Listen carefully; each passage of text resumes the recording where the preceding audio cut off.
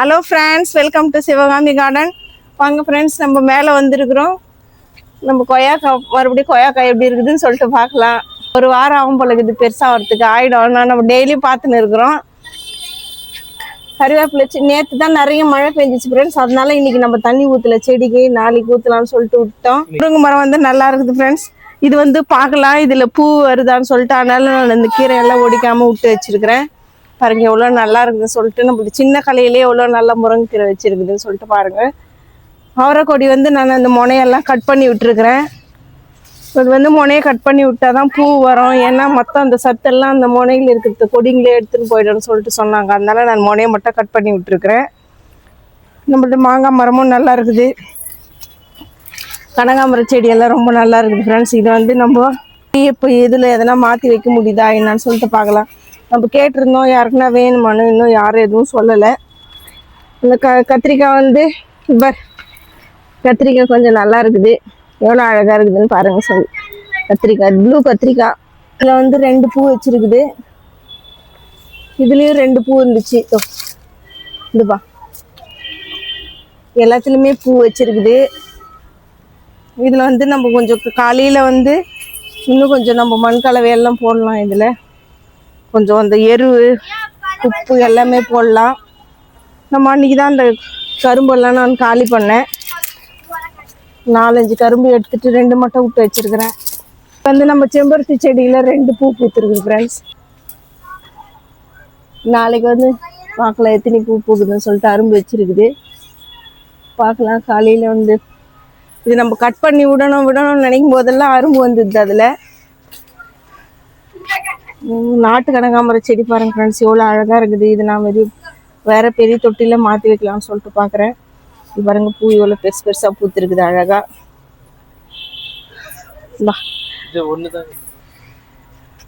இன்னைக்கு வந்து மல்லிப்பூவில் வந்து பூக்கல. நேற்றுனால 4-5 பூ பூத்துருந்துச்சு.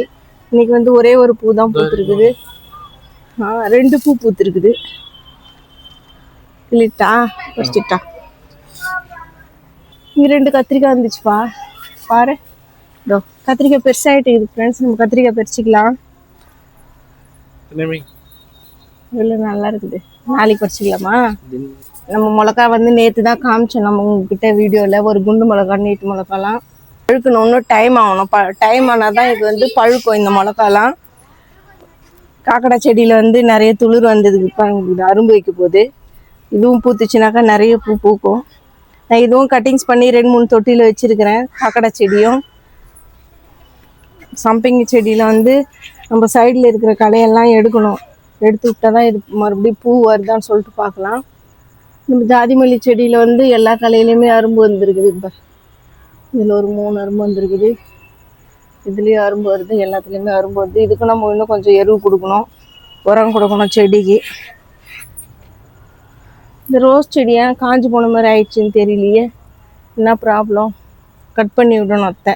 இது வந்து எல்லோ கலர் பெங்களூர் ரோஸ் செடி.